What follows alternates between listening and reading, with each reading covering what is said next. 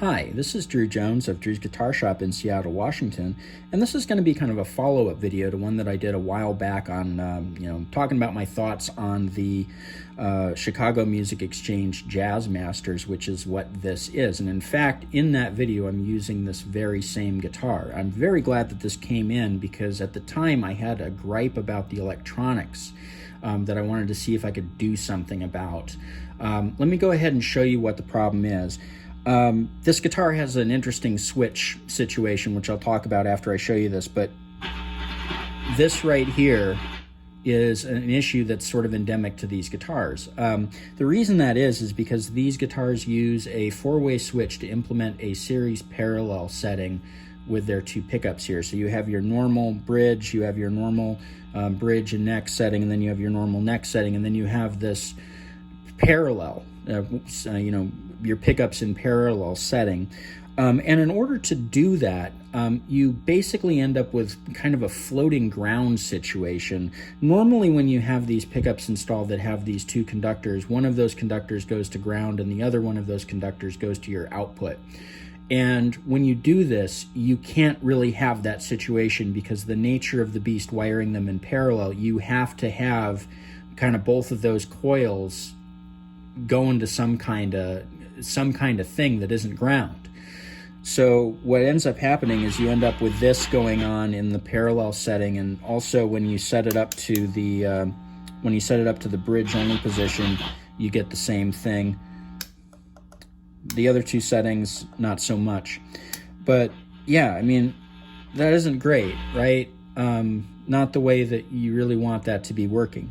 So I was racking my brains trying to figure out how to fix this situation because, again, the nature of the beast with this series parallel, you can't really have, one side of this pickup really going to ground. Now, here's the thing. Generally speaking, pickups have sort of two grounds going out. One of them is the end of the coil. The other is a chassis ground.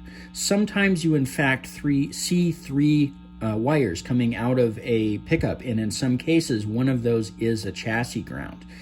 And so a chassis ground, since it's not connected to the with the coil directly, but it is connected with these pole pieces, we can do something about this buzz and about this crackling. Because when I touch this, you hear that through the amp. That's a loud problem, and then you also got this kind of crackly static sound. So what I have here is I have some copper tape that's kind of folded over so it's making contact with these pole pieces on top. And I have this little guy going to it.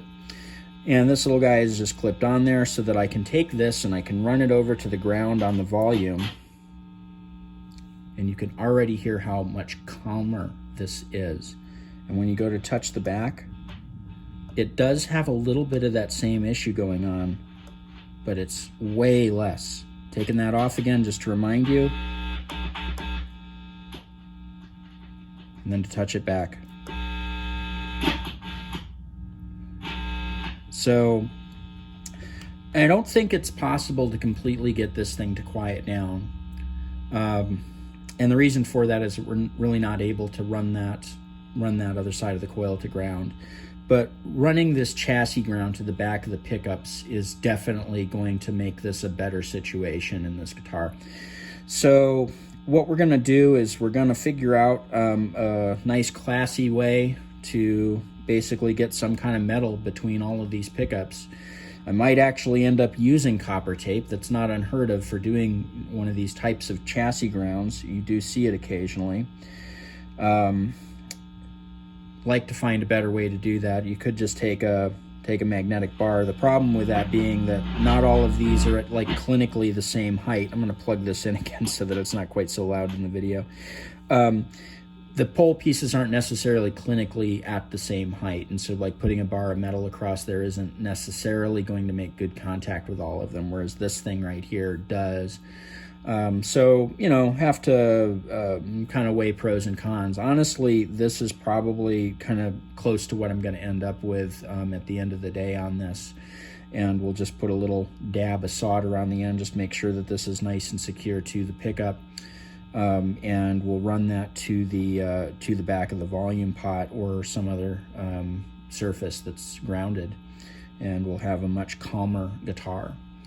So this is the solution that I came up with, just kind of looking at this thing and kind of thinking on it for a minute and thinking about what this didn't have going on that some other pickups have going on. And like I said, usually, when you have a pickup going, there's some kind of chassis ground going on most cases. And just because of that, this is the thing that occurred to me. And incidentally, if you've ever wondered why so-called 4-conductor pickups have 5 conductors in them, really, like you have the, one side of one coil, the end of that coil, one side of the other coil, and the other end of that coil, and then you have this braid that's there. One of those is acting as the chassis ground in that pickup. And so, that's kind of what we have going on here. Anyway, if you found this video helpful, informative, or entertaining, please like, subscribe, hit the bell, all that good stuff. Link around to your friends. And if you liked it enough to drop me a tip, there's information on how to do that in the description of the video. You can also look down in that description for a link to my Reverb page where I do sell some stuff, and also a link to my website where you will find information on my repairs here, prices on those repairs, and how to contact me for those repairs. Anyway, this has been Drew Jones of Drew's Guitar Shop in Seattle, Washington. Thank you for watching. Hi, this is post-production editing Drew here. I needed to go in and actually talk about one other step that I didn't mention. If you look really closely at these pole pieces, you can kind of see that there's like sort of a plasticky sort of buildup on the back of the pickup where we were looking before. The pickups also have this on the other side of the pole piece on the bottom of the pickup, and they're also covered in wax. And so if you want to scrape these off and get them to the point where they're really going to be conductive, you need to take something like a ruler and kind of pick that stuff off.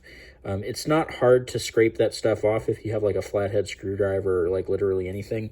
The only advice that I would give on this is, obviously kind of like control whatever tool you're using. You see that I have my finger under here, and I'm kind of, using sort of more sideways motions rather than down.